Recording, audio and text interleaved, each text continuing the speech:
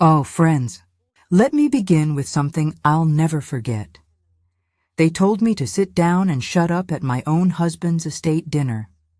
Said I was just the widow, as if I hadn't built every piece of this family from scratch with my own hands and my own heart. I smiled, stood up, and left without a word. They laughed when the door closed behind me, but by the time the sun came up, their accounts were frozen, their homes were locked, and everything they thought was theirs was legally mine, and I wasn't done yet. Welcome back, dear listeners, to The Elder's Truth, where I, Margaret Holloway, weave stories from the very threads of my life, crafted with warmth and reflection for you, our cherished 50-65-plus audience across the U.S. and U.K. I'm 68 years old, and to my family, that seemed to mean I was just the widow. But this tale is far more than that. It's about love, betrayal, the quiet strength that rises from loss, and the forgiveness that can mend even the deepest rifts. So, settle in, perhaps with a warm cup of tea in your favorite armchair by the hearth, and let's journey together through the pages of my heart. I was just 22 when I met Robert, a steady soul from a small village in Yorkshire, where I'd grown up amid rolling hills and cozy tea times. He wasn't the type to dazzle with grand gestures, no smooth words or lavish gifts. Instead, Robert's hands, rough from building fences and barns with his father, promised a life of care and commitment. His laugh rolled like summer thunder across the moors, and his gaze, deep and kind, made me feel both seen and safe, a comfort that would anchor me for decades. We married in a modest church ceremony, wildflowers in jars lining the pews, pies baked by neighbors replacing a towering cake. It wasn't grand, but to me it was perfect. Robert and I, enough for each other. From that day, we built a life together, rooted in the quiet strength of shared dreams, moving across the ocean to settle in a quaint Connecticut town where we'd raise our family, our sons. David and Simon filled our home with life. David, the firstborn, carried his father's determined spirit, his shoulders squared as if ready to carry the world's weight. Simon, my gentle soul, had a kindness that shone through his quiet demeanor, a trait I cherished even when it left him vulnerable. I was the mother who sewed Halloween costumes at the kitchen table, baked pies for school fairs, and read bedtime stories under the soft glow of a bedside lamp, often late into the night after my shifts at the local library. Robert's days were long, his muscles sore from labor, but he always returned home whistling a tune from his youth, a sound that filled our home with hope. Late nights found us on the porch swing, his hand warm in mine, whispering about futures we'd shape, college funds over vacations, a dream of a lake cabin where we could escape the hustle. Those dreams took root. Through years of saving and stretching every penny, we bought that little cabin by the lake, where summers buzzed with fishing, marshmallow roasts, and ghost stories by the fire. It wasn't fancy, but it was ours, each memory stitching us closer, a testament to the love we poured into every brick of our life together. Life, though, brought its trials. When Robert fell ill, the ground beneath me shifted. Years of doctor's visits, treatments, and whispered hopes in sterile rooms tested us all. I became his nurse, his caretaker, his anchor, cooking soups to nourish him, holding his hand through pain, praying when hope flickered. David, busy with his career and young family, visited less, his responsibilities pulling him away. Simon sat quietly with his father, sharing music and memories, his gentle presence a balm. Both struggled to see Robert weaken, a pain I understood but couldn't ease, my heart aching as I watched my family navigate this new terrain. When Robert passed, a piece of me went with him. The house, once alive with laughter and the clatter of family life, grew silent, its echoes a reminder of loss. Weeks later, David invited me to dinner. "Just family, Mom," he said. "Let's talk things through." I ironed my blouse twice, checked my lipstick 3 times, and whispered a prayer for harmony. It was just dinner. My family, the people I'd raised for over 4 decades, the ones I'd loved through every storm. David's home was modern, with gleaming windows overlooking a manicured lawn, a stark contrast to our cozy nest. Candace, his wife, greeted me with a polished smile, her heels clicking on the tiles. Simon sat quietly in a corner, offering his gentle smile, a familiar comfort. The air carried the scent of roasted vegetables and fresh bread, but beneath it lingered a tension, like winter's first chill seeping under the door, hinting at changes I couldn't yet name. We sat around the table, a gift from Robert and me last Christmas, its wood still warm with memory. Wine flowed, Candace chattered about the neighborhood, and David's jokes lightened the mood. For a moment it felt normal, an echo of the dinners we'd shared years ago. Then the conversation shifted. David leaned forward. "Mom, we've been thinking about the house, the lake cabin, the accounts. It's time to simplify, set things up for the future." I nodded. Pride swelling. My boys were planning ahead as we'd taught them, their voices carrying the lessons we'd instilled. But when I gently asked about the family trust Robert had set up with such care, Candace set down her fork, met my gaze, and said softly but firmly, "You're the widow now, Margaret. Maybe it's best if you let us handle the details." The words struck like a cold wind, cutting through the warmth I'd carried into the room.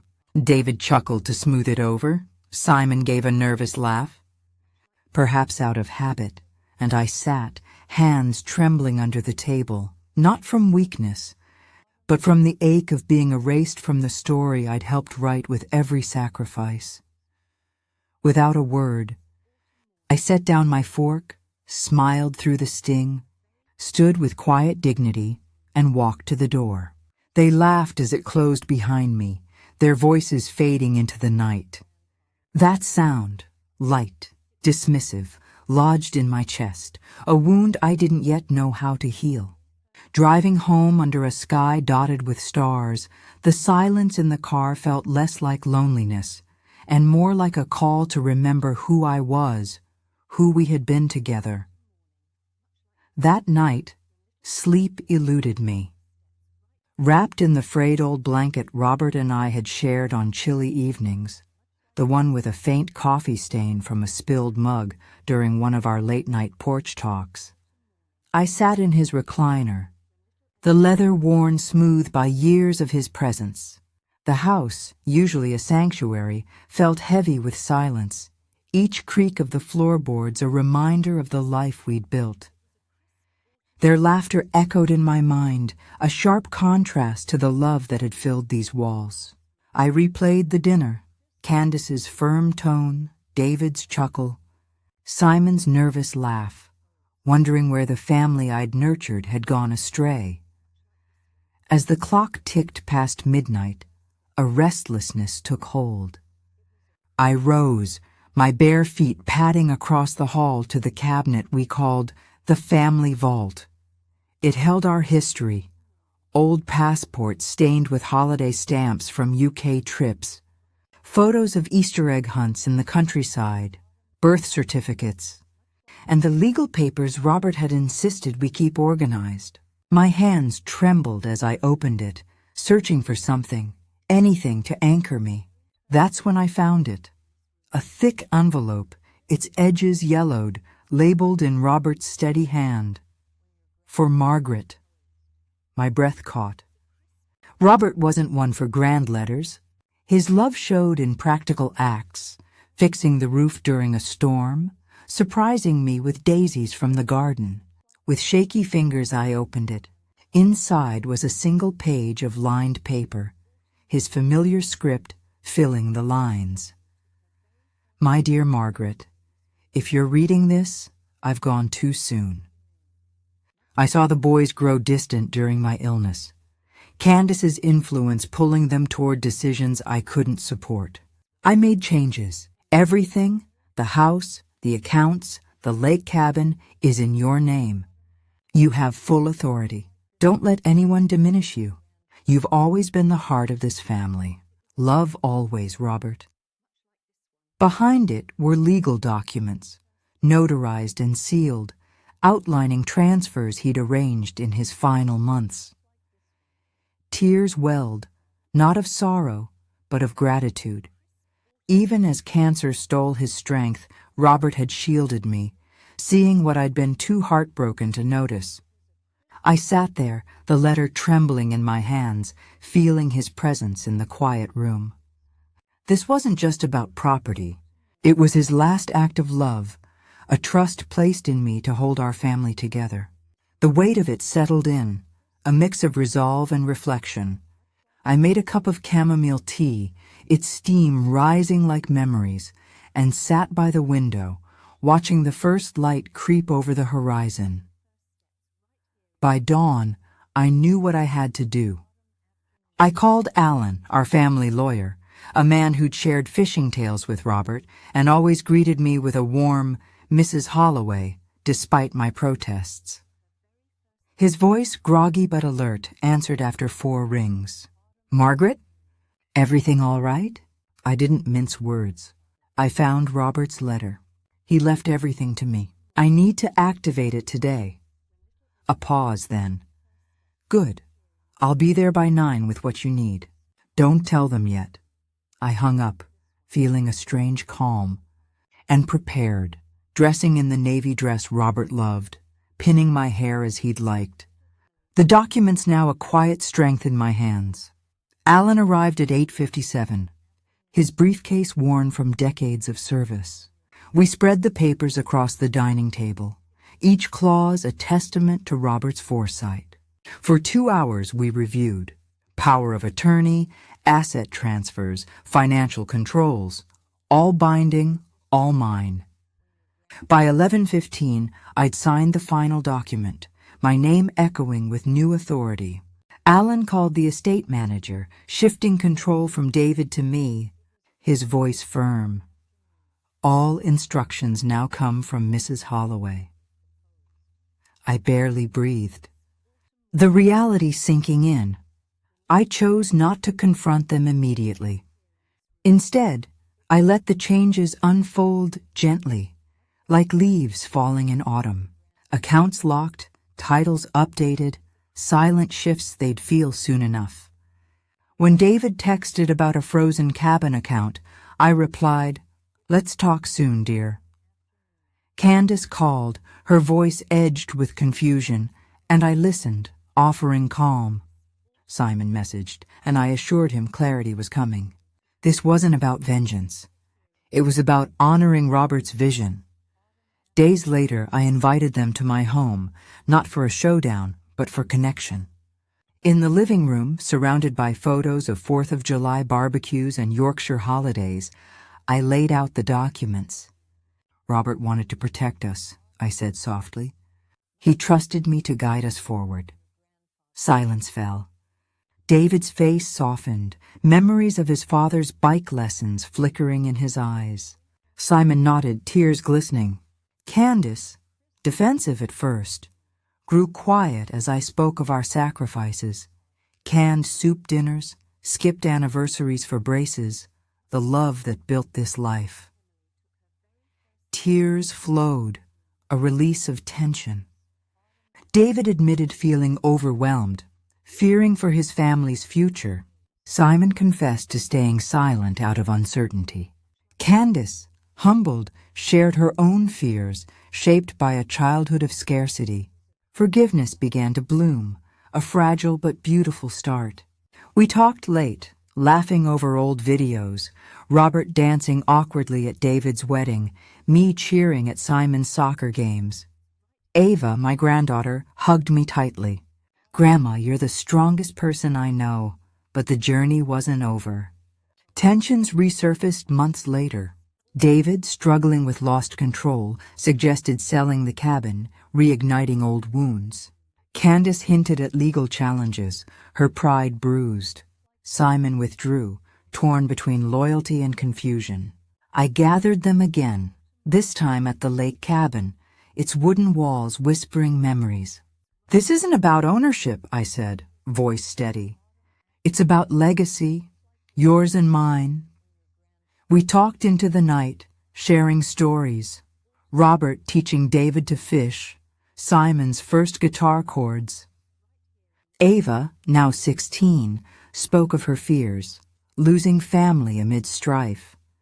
Her words melted hearts, and we agreed to a shared trust, guided by me, ensuring unity. The lake cabin, with its weathered wooden walls and the faint scent of pine, became a crucible for our healing. As the fire crackled that night, its warmth mirrored the tentative mending of our bonds. Ava's words lingered in the air, her young voice carrying the weight of a generation caught between past and future. "I don't want to lose you all," she'd said, her eyes glistening with unshed tears. That vulnerability broke through the hardened shells we'd built, and for the first time in months, I saw glimmers of the family I'd raised, not the strangers who'd laughed me out of David's dining room, but the children I'd rocked to sleep, the daughter-in-law I'd welcomed with open arms, the granddaughter I'd taught to tie her shoes. We agreed to a trust, a compromise that balanced my authority with their involvement. I'd guide it, ensuring Robert's legacy, our legacy, remained intact, while David, Simon, and even Candace took roles in its stewardship. David would manage the cabin's upkeep, turning it into a retreat for family gatherings, a place where new memories could overwrite old hurts. Simon, with his quiet resolve, offered to oversee financial transparency, learning the value of accountability. Candace, surprisingly, suggested documenting our history, proposing a family archive to preserve the stories that had shaped us. Tales of Yorkshire tea times, Connecticut snow days, and the laughter that once filled our home. The days that followed were a slow dance of reconciliation. I joined a local widows group, a circle of women who understood the quiet ache of loss. Sharing Robert's wisdom, his belief in hard work, his quiet faith in family, brought me new friends, their laughter a balm to my solitude.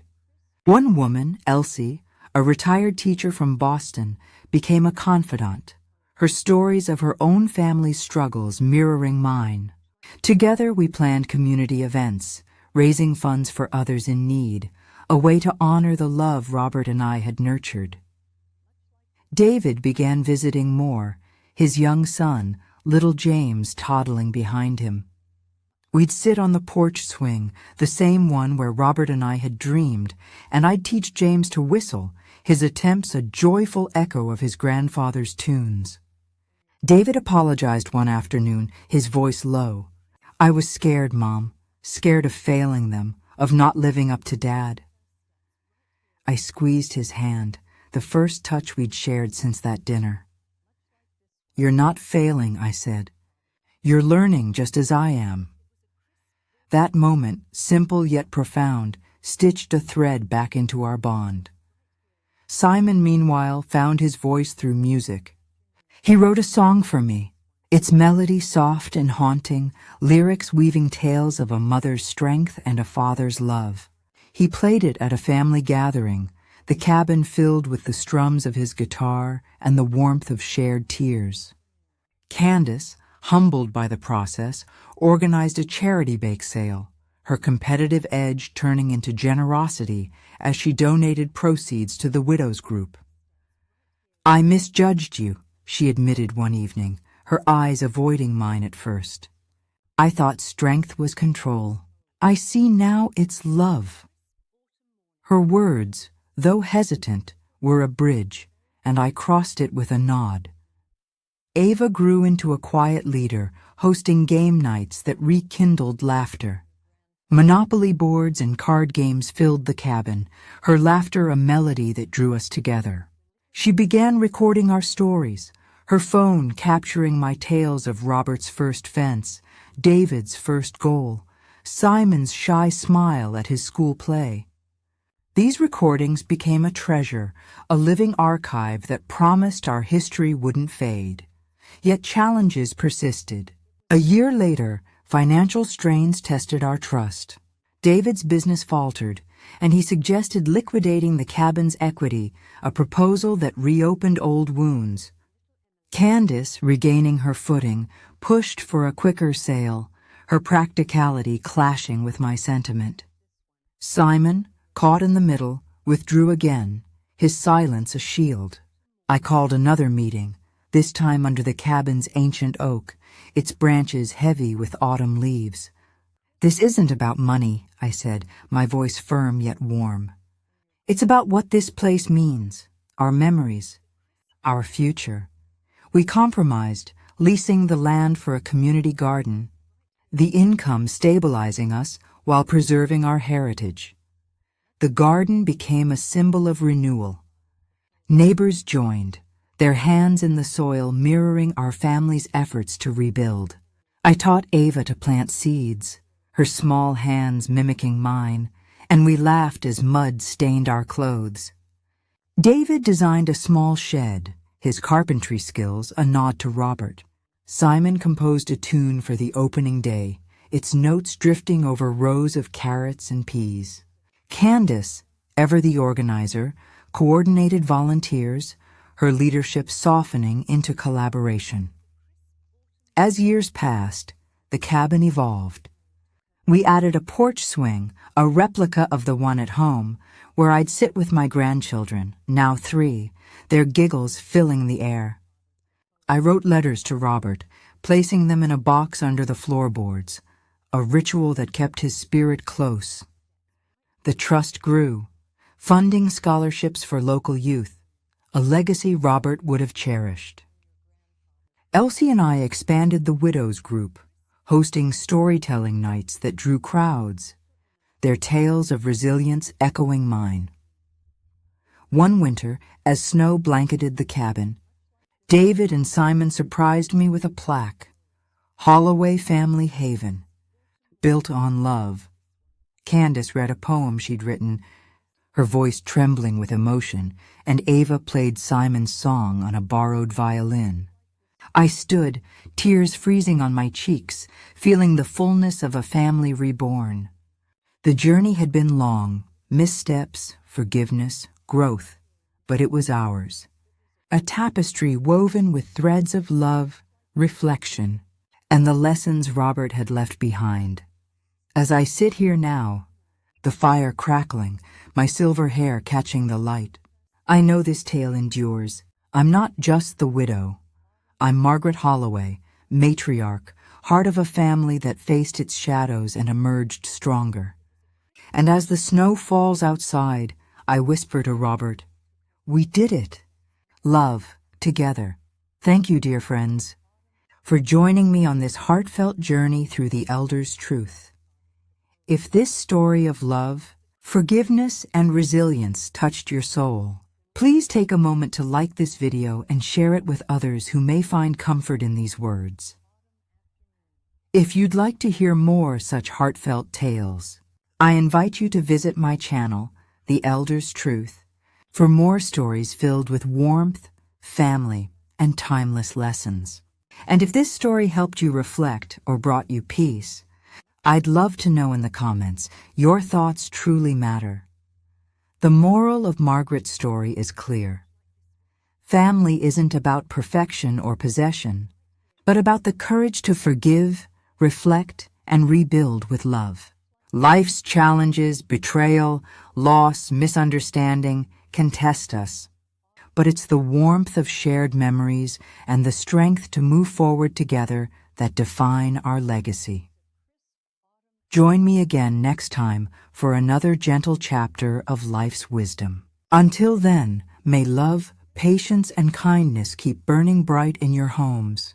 Thank you for being part of the Elders' Truth. Together, we keep these stories alive. Thank you for listening all the way through. If you enjoyed it, kindly like and share it with someone you care about. And remember to subscribe so we can continue this journey of stories together.